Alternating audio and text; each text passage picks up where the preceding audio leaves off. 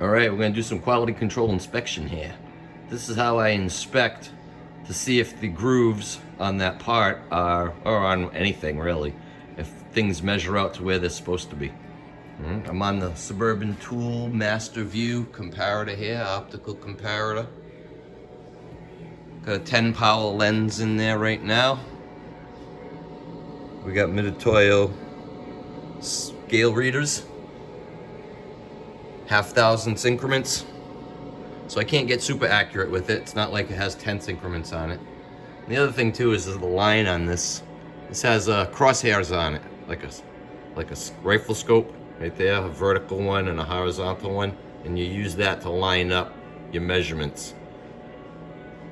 The line's like about 1,000 thick, so this is all done by eyeball. You got to kind of have a feel and be consistent where you line things up with that line right there, because if that's about 1,000 thick and the scale readers are only in 0.5 resolution, you really can't be any closer than, you know, like ±1. There's probably a reliable reading with this, the way it's set up. Some of these things are really, really accurate. You know, if you get a brand new one with DRO on it, you could probably split tenths with it all day long, but not so much on this one. But I can check ±1 with this and be pretty reliable. So that's what I'm going to do here. We're going to check the turn length. Print calls out a dimension from this turned shoulder, the length of this to right here. Then it calls out the width of the grooves, calls out the width of this land in between. The grooves are both typically the same thing. 0.100 wide plus 0.005 minus nothing on both these grooves right there. So we'll measure and see what this all comes out to right here. Like I said, it's a feel. It's an eyeball thing. My eyeballs aren't so great, so I check it a couple times just to see if my readings are pretty reliable. So I'm already lined up on that edge right there. The edge of the part, it's casting a shadow. So you line the edge of the shadow of the part up right there with the crosshair line. I came down here. I called my scale reader 0, zeroed it out. So now we'll dial out to the first turn shoulder and see what we get for a length. Here again, I go up above it, and then I come down and close the gap right there until the light completely goes away. I say, all right. I'd say that's pretty close right there. Let's take a look at the scale reader, see what it says. All right.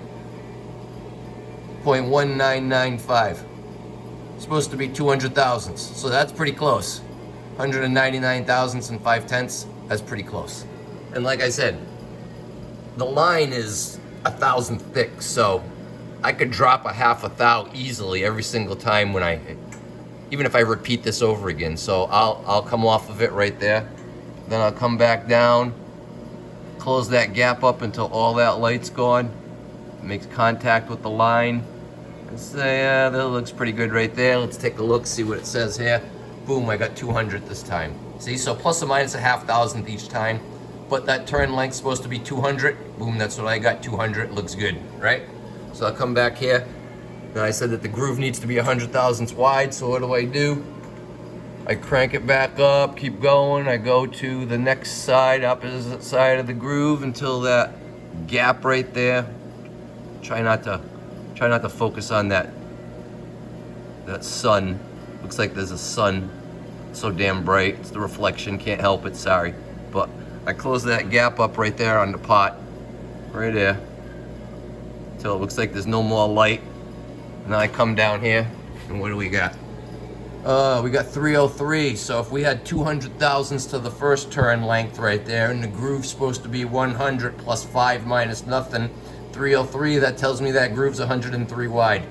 Sounds good, looks good to me, very good, thank you much. Come back up here, we'll do the next thing right here.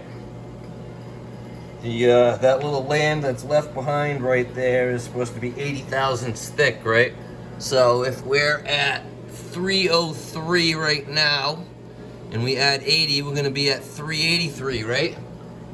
Ish. Come up there, go past it, come down till the light goes away. I'd say that looks pretty close. What are we at? 383-ish. Well, with 379.5, okay, and I'll tell you why that is. That's a little bit on the low side because I make the grooves a little bit big. So this next groove right here is plus a couple thousandths most likely. So let's see where we're at the other on the other side of the groove.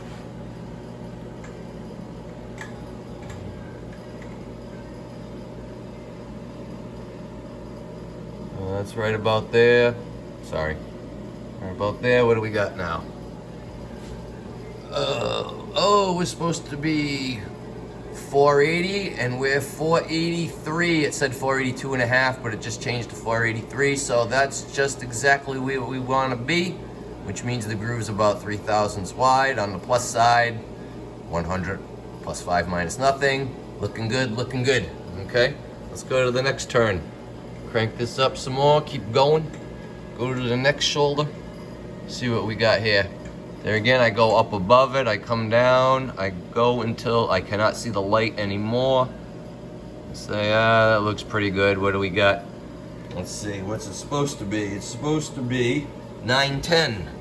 What do we got?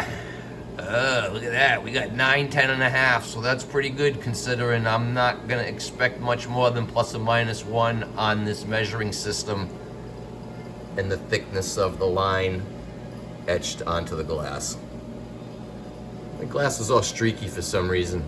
Looks like somebody cleaned it with something that they probably shouldn't have cleaned it with, but it doesn't completely impact the measuring function of this, so just more so the visuals a little bit. So anyways, that's how we do it. I would have one more to go to. Let's see, we'll do the one more just since we got the video running here. Let's see, keep on cranking. Here it comes, coming into view, coming into view. Go beyond the lines that I see some light, bring it down till the light goes away. I'd say that's pretty good. That is supposed to be 1.995, and what do we got? We got 1.996.